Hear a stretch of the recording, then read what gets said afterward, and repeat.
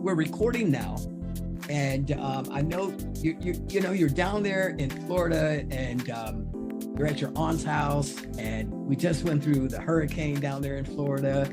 You survived it, and family survived it. Everyone's safe. You're still trying to get back up into that Southwest Florida area. You're in the South Florida, right? You're south. No, right now I am in the Wellington Lake Worth area. I am northeast of in the state of Florida. I'm between Fort Pierce, which I heard it took a lot of hits from the tornadoes. Wellington, there were a lot of tornadoes here as well. And then between South Florida, which it was like rainy day as usual, not a big deal. But I'm not back yet home in Southwest Florida and Fort Myers. For hopefully tomorrow I'll return. But I heard that my house and my business was not hurt too much, so that's a win. I am more concerned because when I left it on Monday, we evacuated, and on Sunday I was not sure if we were going to evacuate, but I said, well, if we're not going to have electricity, we have a generator, but I'm not going to be able to cook. So I cooked all day, all freaking day. I cook a lot of stuff, and then I made some salmon on the air fryer, and I left it on the air fryer. Oh man! So now when I come back, it's gonna smell like rotten fish, no matter what. Yeah. So then maybe they break the doors or something because they think that somebody's dead, or I don't know. I don't know about that, but that's my Milton issue, my salmon in my well, that's not a bad story. That's actually a pretty good one. I like it. I'm glad you're safe and the family. I hope that's the worst thing that will happen to me when I return to South. I'm sure that's it. Bad fish in the fryer is about it. Yes. That's great. That's great. Exactly. So at this point, Marilyn Santiago, you are the guest on Elevate Today. So I'm going to say welcome everyone to Elevate Today. I am your host, Chris Thompkins, and we have today Marilyn Santiago, who is from Fort Myers, Florida, a superstar in her own right. And what we're going to do and how we usually begin, Marilyn, is I'm basically going to please introduce yourself. Tell us a little bit about you. I know you hail from Puerto Rico as well, and you can tell us a little bit about where you come from. Really share. Well, I was born and raised in Puerto Rico. It's a pleasure to be here, Chris. Try to elevate everybody. Elevate. I was born and raised in Puerto Rico. I lived until I graduated from college in Puerto Rico. Regular traditional family, beautiful matriarchal family. I was raised with my mother and my grandmother. Strong, beautiful women that I learned a lot from them, to be resilient, to never put up with nobody's BS, and to respect others. I studied in Puerto Rico and I graduated from college, and my first job was working as a manager for 4 radio stations in Puerto Rico. That was the beginning of my career in entertainment, which spawned for probably like 40 years. Oh my God, you were not born. Like 40 years. And still kicking it sometimes. It was a beautiful life that I had there, and unfortunately I had to move because I was suffering from domestic violence. But that's not the issue. We're going to talk about this today. Correct. We're going to talk about some other things. But I relocated. Okay. You no, go ahead. Finish about where I relocated from Puerto Rico when my mother passed away. There's a thing when you lose your mother, it's like you don't need to be in that place anymore. Like you feel the essence is lost. And I come from a family that is a little old. I was my grandmother's younger granddaughter, and I'm 58. My grandmother was born in 1890. So traditions were different and everything was different. And my mother passed away. I was very young. I was going through some issues, and I didn't want to compromise the well-being of my family, or so I thought I was doing that. And I relocated to Chicago, where I lived for like 12 years, and was the continuation of what I mentioned, a career in the entertainment industry. I worked in Puerto Rico managing 4 radio stations. I moved to Chicago, and first I started working. Well, first I started working on a daily pay, one of those like you work at a factory and they pay you like $30 a day. Okay. And I was like, oh my God, I need to do my hair. So I couldn't find a job right away. So I went to the daily pay so I can color my roots. Gotta get through the hair, right? I needed to be redhead at that time.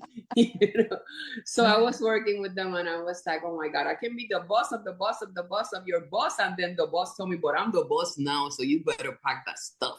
And I'm okay, no problem.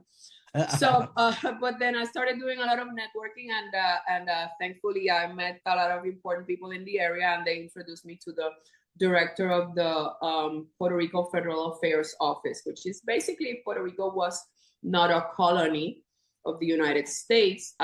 It would be like the embassy. Okay. I became the assistant director and the secretary of press secretary. And basically I did everything that to manage that office. I was the brain behind that operation. We worked together with a lot of organizations and we participated in a lot of things. We produced film festivals. We helped the community, and we enhanced the relationships between the Puerto Ricans in the island with the Puerto Ricans in Chicago. That's beautiful. It's a very interesting diaspora. They moved. They were moving to Chicago in the 50s. Yeah. And by that time, the neighborhood where they were located, it's called Humboldt Park. Beautiful place. The houses, 3-story gray stones, Wow. magnificent houses. But it was, by that time, it was ghetto, and they were buying those monstrosities of houses for $40,000. At that time, it was a lot, but they were saving and they were responsible working class, and they bought all those houses, and it became, right now, it's one of the most solicited and the most expensive areas in Chicago. So Park, number one. All right. So I was working there, and they changed government, when the politics happened, in Puerto Rico as well. If you're not on the party, you're gone. So thankfully, before that, they invited me to go and work at a radio station as an on-air personality, since I was managing radio stations. And at that time, I still do a lot of commercials, like voiceovers for movies and commercials and Walgreens and stuff like that. So when they opened the station, a few colleagues that they work in the voiceover industry, they told me, hey, they opened a radio station and they want you in. And I was like, okay, perfect. So I started working on the radio in Chicago in 1992, 1993-ish, or something like that. Okay. The only tropical station in Chicago, which was like super cool. It was like the salsa, merengue. Yeah. And I was in charge of like a month later, they made me the boss, the program director of the radio station, and I was in charge of the overall on-air product, which means like everything that came out of the speakers was my responsibility. I needed to make sure that everything was tight, that the audience, the two type of clients that the station has, which is the audience, the people that are listening to the station, and the customers, the clients, they were both happy and they were having a good ROI. So gotcha. I worked there until 2003. In 2003, I moved to Miami. I was supposed to take a sabbatical and go to Tuscany for a year, like the movie Under the Tuscan Sun. Yeah. I'm still hoping for it, but I'm still in it. But I had an offer. I got an offer I couldn't refuse. Actually, sadly, the person that connected me to that opportunity just recently died. He was the director of WADO, which is WADO, the news, Spanish news station in New York. It's a monstrosity of a radio station, a powerful station. And sadly, he just passed away, Daniel Ortiz. He Mm. recommended me to some people, to Tony Hernandez, and I was invited to join Latino Broadcasting, which is another broadcasting company, but I was in charge of affiliations. I was in charge of syndicating their programming, which basically is how you have a radio station. You don't want to pay a big amount of money for an on-air personality. Then I go for you and I tell you, I have this person is going to provide for you daily capsules on rotation for your station in exchange of some advertising space, Right. on the station. So I was giving them a valuable product for their station so that they can represent better the community and they have more prestige. And I was selling all those bulk spots on all the radio stations. So it was a win-win situation for everyone. Yes. In Miami, I realized that Miami is a market that offers a lot of opportunities for people that are creative and who wants to do evolve. And I decided to quit my job. I asked my boss, I was like, hey, boss, do you think you can become my client if I quit the job and I charge you like a third of what you are paying me now, but I keep you as a client? And he was like, hell yes. So wait. You because we're going to get into, you have your own business and you live in Fort Myers, which is about 2.5 hours north of Miami. And we're going to get to how you get there. But, because you're giving us this chronological events of things taking place. But what I keep hearing is your entrepreneurship coming through. You are a seriously business-minded person. It's almost like you were born that way. Business. I'm in business, baby. And I see the potential of people and I tell them the things that they should do. Sometimes I should apply myself because I could be less broke. But yes, I have a business mind. I have a business acumen. I get that from my family. My family has been very successful in the developing all kinds of businesses, and not only that, in generating ideas. Okay. Wait now. Ideas. I remember having a conversation with you some time ago. Your family was into coffee as well in Puerto Rico. Is that correct? We had a coffee plantation, but it was more like a hotel. Okay. It was more like a hotel. It was not an active. We were hoping to activate it, but it was not meant to be at that time. So they sold it. But it was what they call a parador. It's like a beautiful bed and breakfast, like a country inn. Yes. It was a coffee plantation from the 18th century, and they basically, my family, refurbish it. Very smart and knowledgeable cousin of mine, Junito Radames. He's very good at restoring antiques and sculptures and other things. So he too had the opportunity to regenerate a lot of elements and make them look like they were from the 18th, 19th century, and it was beautiful. So it was more of a hotel, but everybody worked together, and I was in the kitchen serving food. I didn't want to go and clean up rooms and stuff. I'm like, I don't clean my bed. I don't clean my room. I'm not going to want to clean up somebody else's room. Give me a break. So what I'm hearing from you, Marilyn, because I know the business you're currently in, this in Puerto Rico, it was almost like it was preparing you for what you're doing right now. It's the story, right? Because can we jump to Fort Myers yet, or are we still? Are you ready? It's one little ahead. I realized it in 2013. I realized that the entertainment industry was like very superficial, very impersonal, and with me, you know me, what you see is what you get, and I don't like to be taken advantage of. And I came across a lot of people that in the industry, it's normal. And then you realize that there's in all industries there are people like that. They're very opportunistic, and they talk to you thinking of what they can get out of you, and if they don't, then they block you, or they show their true colors, and that for me, that hurts, and I don't like that.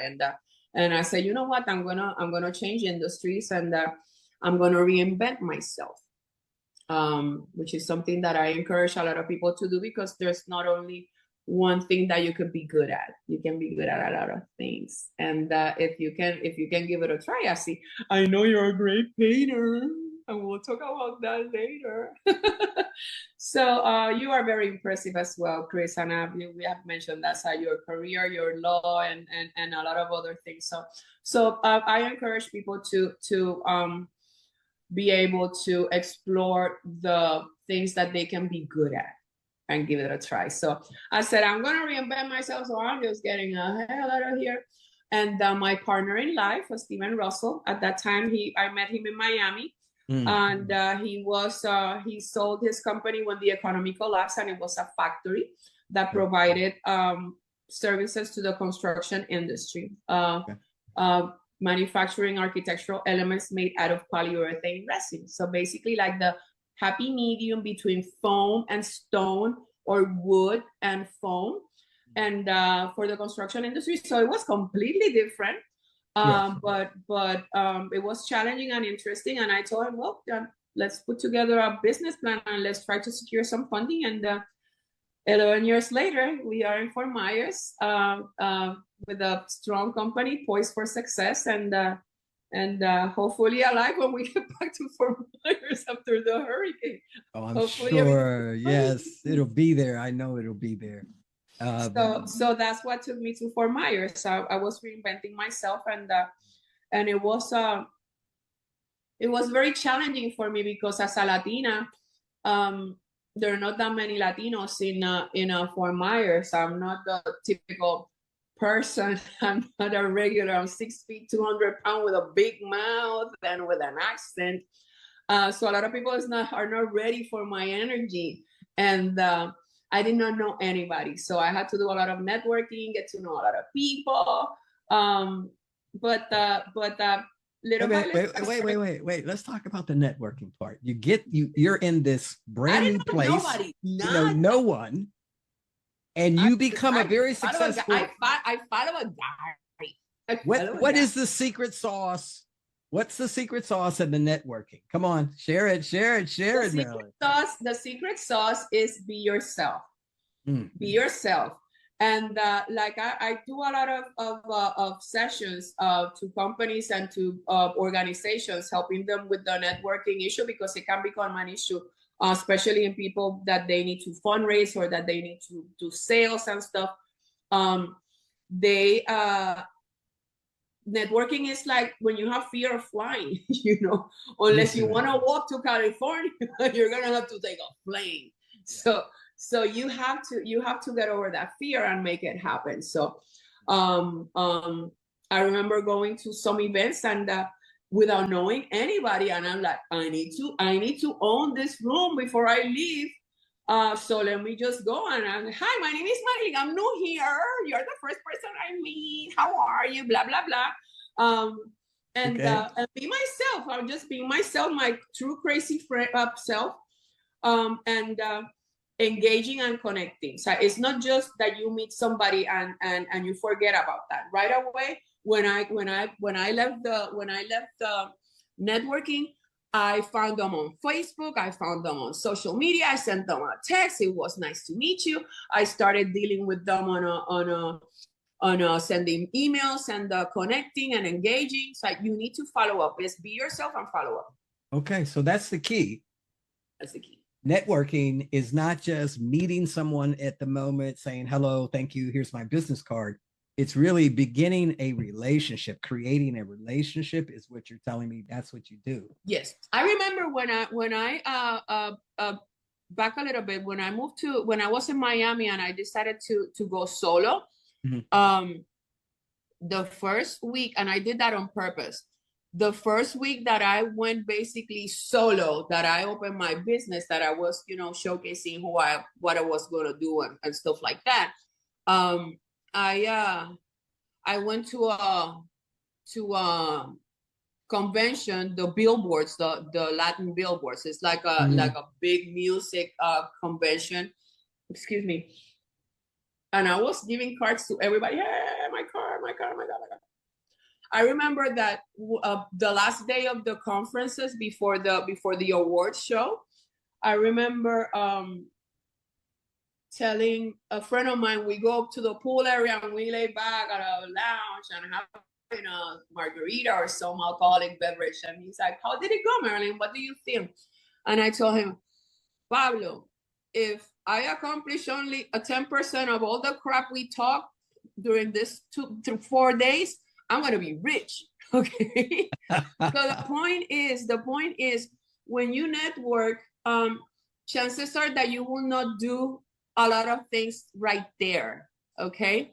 But you need to create that top of mind awareness so that when people need something that you have, they will reach out to you. That's what makes a difference. Gotcha. So when you have a sunshine personality. Yes. When I first met you, I just gravitated towards you. It was like a magnet. I mean, you just have that personality. You just pull people in. I got issues, man. I'll keep going. Yeah. You pull people in. You need to hear my issues. Yeah, you do. You pull people in, right? So, and you just have this feeling that you embrace folks. You embrace people. You make folks feel good. You make people feel really welcome. And well, there's some jerks too, when you find yourself a jerk, you just have to say, you know what? Fluff you. So yeah, of course there's jerks, but I evidently am not the jerk because I didn't get that treatment, right? No, you were adorable. No, I fell in love with your art. Remember, I fell in love with your art. I was like, oh my God, who's this guy? Look at this. This is beautiful. You are very talented, young man. You are very talented. Thank you. And thank you for the young part too. But I think there's a message in that whatever you're going through, leave it at the door when you're going out there networking. Bring that self that needs to be there, right? You have to. Even if you just bring yourself and I'm not saying that you need to be like all over. So if you're introvert, if you're shy, if you are whatever your personality is, just bring it. And I have been with people that they have come to me and they say, my name is so and so. I'm very shy. I'm here because I have to do this, and I acknowledge that. I'm like, you know what? Good job, man. Give me your card, and if I need you, I'll call you. And that's the name of it. That's how it goes. It sounds like just be yourself means be real and be authentic. Just whatever that is. And because that left an impression on you that I'm here because I have to do, I have to be, I'm doing this because I have to. I need some clients. I'm here because I need some clients. I need to meet people, And they were just being real. So it's like, okay, that's another secret sauce ingredient that's an ingredient, right? I like it.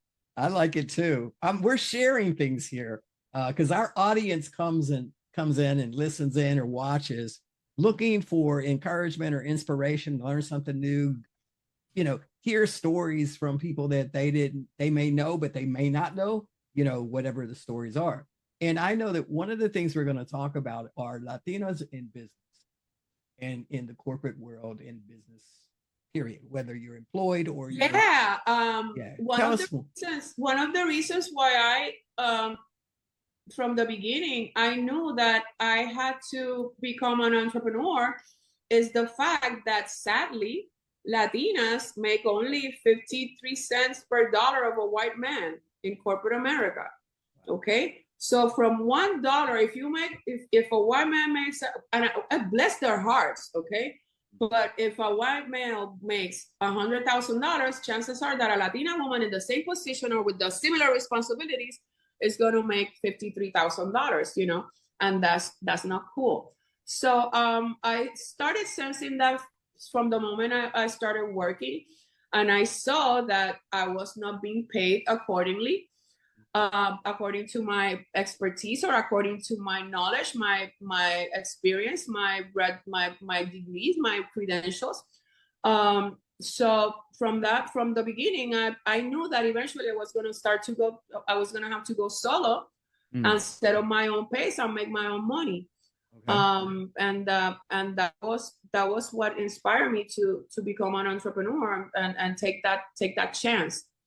and knowing that if I didn't get my butt up to work, I will not eat. Yes. And I like eating, you know. Yes. And I remember at the beginning they asked me, how are you doing? I said, well, sometimes I eat lobster, sometimes I eat mac and cheese from a box, depending on how I did.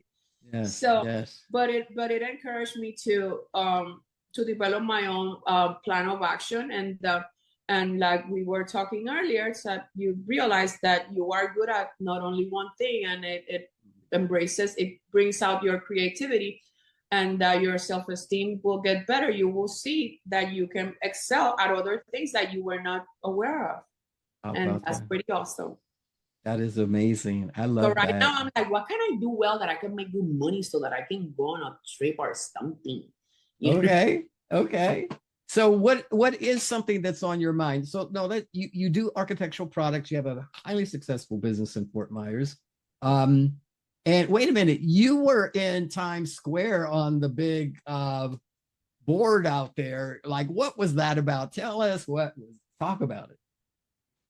Uh-huh. Yes, it was very it was beautiful. It was humbling. A magazine in Miami called Women in Business, they put together a group of professionals, of business owners, and young women that they were either starting or in the process of developing their skills, so that they could network and grow together in areas of entrepreneurship and accounting and finances and marketing and other elements, you know, and everybody was helping each other. And they asked me to be their godmother. So they put the magazine, and as a surprise, they put up all the ladies that were part of the movement of Women in Business, and they threw me there in Times Square, and I was like, oh my God, it was a big deal. You were up on that big screen in Times Square. It was, and then they sent me the video. I didn't know. They sent me the video, and they were like, Sasha. And I was like, oh my God, I started crying. Oh, wow. Wow. Congratulations. It was awesome. It was Congratulations. Awesome. Sometimes it's the things like that you said, wow, I'm making a difference when you do things with passion and with love, and you don't stop to think the what you made out of other people, what you inspire in other people, and when they did that, it felt really freaking awesome. Yes, it sounds awesome. You know, and I'm going to ask you about, you do a lot of volunteer work. Yes. As a matter of fact, and I know there's different places you volunteer, but you just started another volunteer organization or founded, because I've been seeing it in my Facebook feed. You want to talk about it, or is there something new that you're doing? There's something new. Yeah, it's about mental health. Okay. It's called Carolina's Compassionate Fund. This is a really good friend of mine, Carolina Ferrer, which I hope you bring her to your show, because we need to create some awareness and hopefully do a little fundraising as well. Carolina has a very successful business. She has a counseling center, and she finds a lot of people that they are going through depression, anxiety, and a lot of mental issues. Nowadays, mental health is a massive issue that we don't know. It takes every age, every generation, except people that you don't know that they're going through it. I just lost a girlfriend like a month ago. She committed suicide, and we didn't know because the signs were not there. You know, it breaks my heart, and her family is devastated, and they didn't even know either. So there's a lot of issues that as a generation, as a community, we all need to address. And she put together a nonprofit organization that will help people that cannot afford counseling sessions to have free counseling sessions. Or if you go referred to a clinic from a clinic or church or something, and they can pay like 2-3 sessions and they're not done with you, you need more, then they will cover those extra sessions as well. So it's a very important that we try to help everybody have good mental health and help ourselves as well. You know, I myself, I'm going through so many things that I need to work on, that I know that I do need help. I have to acknowledge that. And Yes. and I'm trying to have other people deal with that as well, and create some awareness on that. So promise me that you're going to interview Carolina. I am definitely going to interview Carolina. I'm looking up Carolina's Fun. Is Carolina's Fun starts is in Fort Myers area, or where is it? Yes, yes, in Gateway.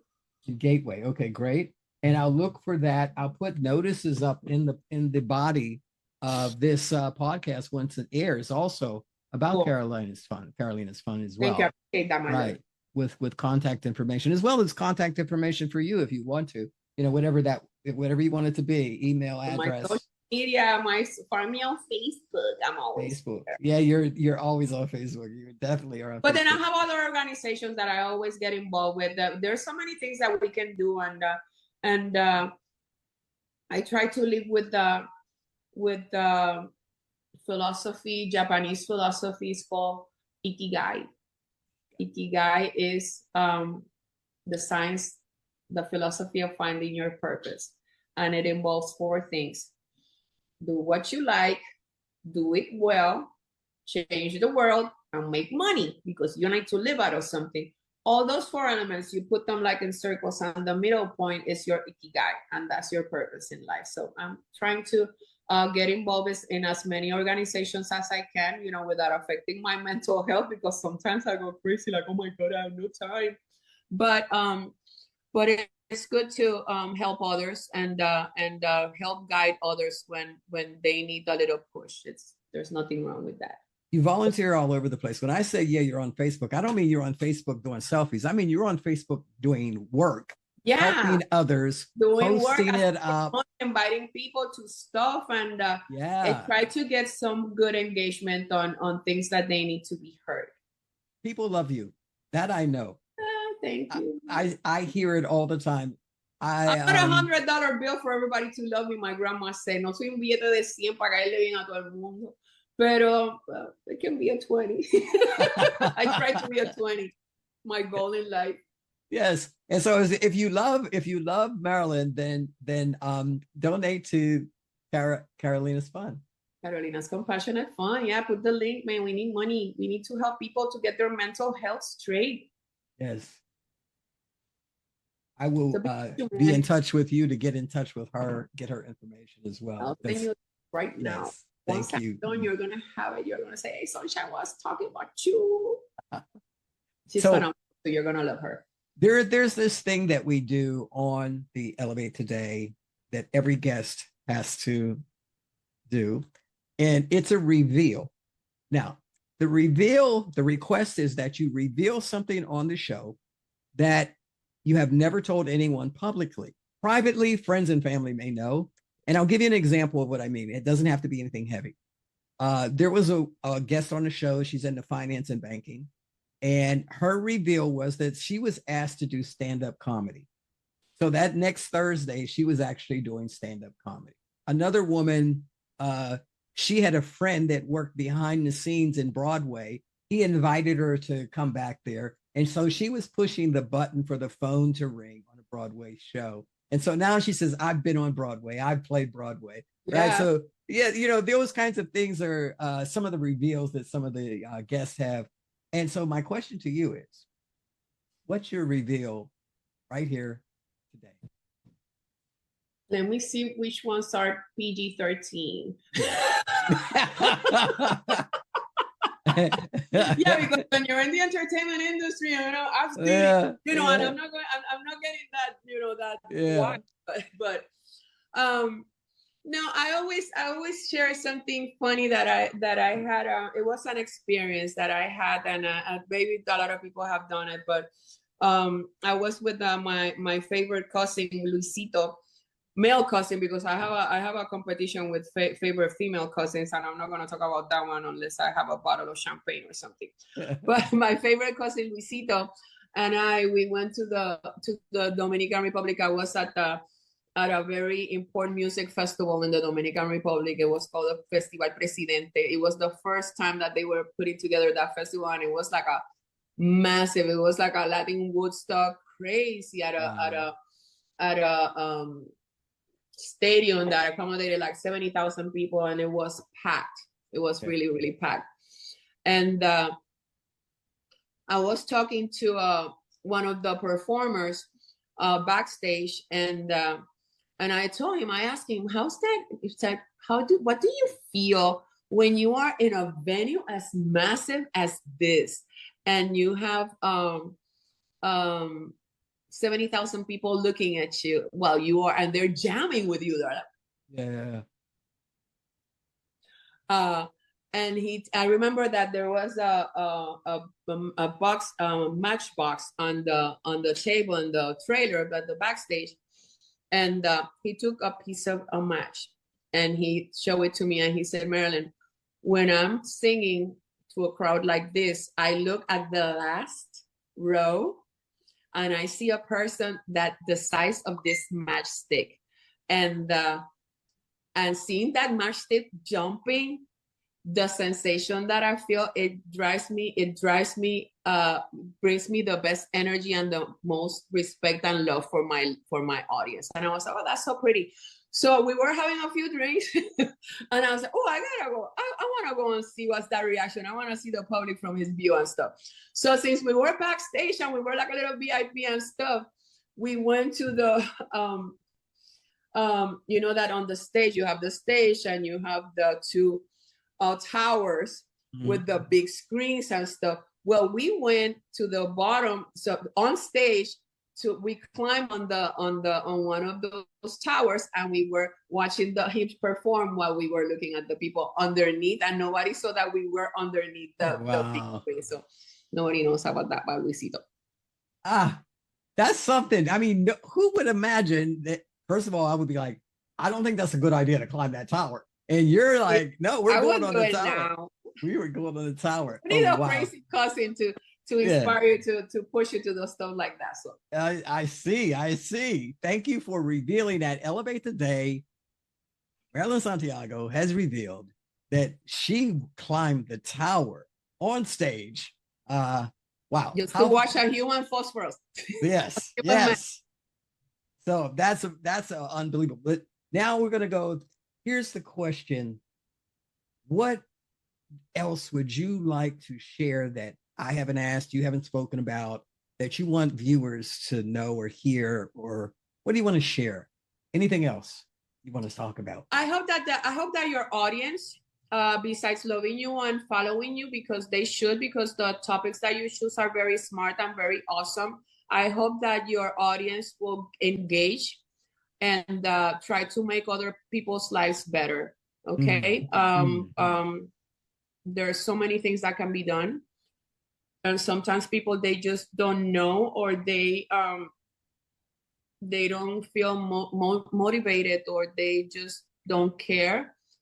But I don't want to think that way. I want to think that they need just like a little push, but find something that touches your heart and get involved, because the world needs people helping other people. No matter how small the help could be. It can be volunteering at a soup kitchen and bringing food to people that just lost everything after a hurricane, or it can be, becoming a board member of another organization, creating your own, or just giving money to somebody that is at a stoplight. Who cares what they're doing with that money? You're blessing. God will bless you once you bless others, and that's very important. So my advice to other people is to get involved in whatever makes you feel a better person. It feels really good to help others. Wow, that's amazing. Thank you for sharing that. We're going to end our programming today for this episode with you, Marilyn. Thank you so much for joining. Thank you so much, superstar. She is Sunshine Superstar Marilyn Santiago. Thank you so much for being on the show. It's my pleasure. Thank you for having me. Thank you for joining Elevate Today with Chris Thompkins. That was our special guest, Marilyn Santiago. We look forward to you joining us again. And until we meet again, let's elevate.